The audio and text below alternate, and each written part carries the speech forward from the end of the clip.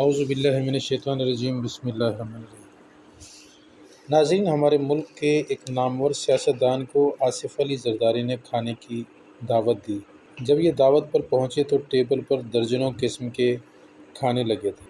ان کے بقول میں نے اپنی پلیٹ اٹھائی اور مختلف قسم کے کھانے اپنی پلیٹ میں ڈالنے لگا۔ اتنی دیر میں زرداری صاحب کا سیکرٹری آیا اور ان کا کھانا ان کے سامنے رکھ دیا۔ چھوٹی چھوٹی کولیوں میں تھوڑی سی بھنڈی، دال، ابلے ہوئے چاول اور آدھی چپاتی تھی۔ زرداری صاحب نے چند لقمے لیے اور خانسامہ ٹرے اٹھا کر لے گیا۔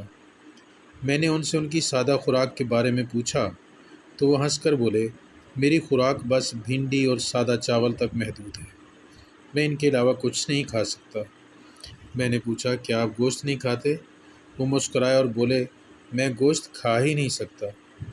میں کھانا کھا کر واپس آ گیا، لیکن آپ یقین کریں، میں اس کے بعد جب بھی کھانا کھانے لگتا ہوں تو مجھے زرداری صاحب کی ٹرے یاد آ جاتی ہے اور میں کھانا بھول جاتا ہوں۔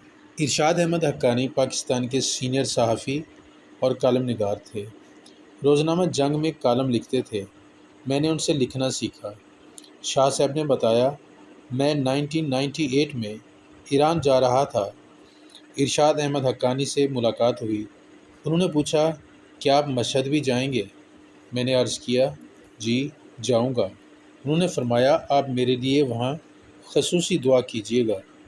میں نے وعدہ کر لیا، لیکن اٹھتے ہوئے پوچھا، آپ خیریت سے تو ہیں؟ حقانی صاحب دکھی ہو کر بولے، میری بڑی آنت کی موومنٹ رک گئی ہے، پاخانہ خارج نہیں ہوتا۔ میں روز ہسپتال جاتا ہوں اور ڈاکٹر مجھے بیڈ پر لٹا کر مشین کے ذریعے میری بڑی آنت سے پاخانہ نکالتے ہیں اور یہ انتہائی تکلیف دہ عمل ہوتا ہے۔ شاہ صاحب نے اس کے بعد کانوں پر ہاتھ لگایا، توبہ کی اور کہا، ہمیں روز اللہ تعالیٰ کا شکر ادا کرنا چاہیے۔ ہم اپنے منہ سے کھا بھی سکتے ہیں اور ہمارا کھایا ہوا ہمارے پیٹ سے نکل بھی جاتا ہے، ورنہ دنیا میں ہزاروں لاکھوں لوگ اپنی مرضی سے کھا سکتے ہیں اور نہ ہی نکال سکتے ہیں۔ یہ بات سن کر مجھے بے اختیار چودھری شجاعت حسین یاد آ گئے۔ چودھری صاحب خاندانی اور شاندار انسان ہیں۔ میرے ایک دوست چند دن قبل ان کی عیادت کے لیے گئے۔ چودھری صاحب خوش تھے اور بار بار اللہ تعالیٰ کا شکر ادا کر رہے تھے۔ میرے دوست نے صحت کے بارے میں پوچھا تو چودھری صاحب نے جواب دیا، میں بہت امپروو کر رہا ہوں، میں اب اپنے منہ سے کھا بھی لیتا ہوں اور اپنے پاؤں پر کھڑا بھی ہو جاتا ہوں۔ دوست نے پوچھا، آپ کی حالت اس سے پہلے کیسی تھی؟ چودھری صاحب بولے، میری ٹانگیں میرا بوجھ نہیں اٹھاتی تھیں اور میرے پیٹ میں ٹیوب لگی ہوئی تھی، ڈاکٹر مجھے اس کے ذریعے کھلاتے تھے، میں منہ کے ذائقے کو ترس گیا تھا۔ الحمدللہ میں اب تھوڑا تھوڑا کر کے کھا بھی لیتا ہوں اور چل پھر بھی سکتا ہوں۔ میں بینک کے ایک مالک کو جانتا ہوں، یہ صبح جاگتا ہے تو 4 بندے 1 گھنٹہ لگا کر اسے بیڈ سے اٹھانے کے قابل بناتے ہیں۔ یہ اس کے پٹھوں کا مساج کر کے انہیں اس قابل بناتے ہیں کہ یہ اس کے جسم کو حرکت دے سکیں۔ اس کی گاڑی کی سیٹ بھی مساج چیئر ہے، یہ سفر کے دوران اسے ہلکا ہلکا دباتی رہتی ہے، اور ان کے دفتر اور گھر دونوں جگہوں پر ایمبولینس ہر وقت تیار کھڑی رہتی ہے۔ آپ دولت اور اثر و رسوخ دیکھیں تو آپ رشک پر مجبور ہو جائیں گے، اور آپ اگر اس کی حالت دیکھیں تو آپ 2 گھنٹے توبہ کرتے رہیں گے۔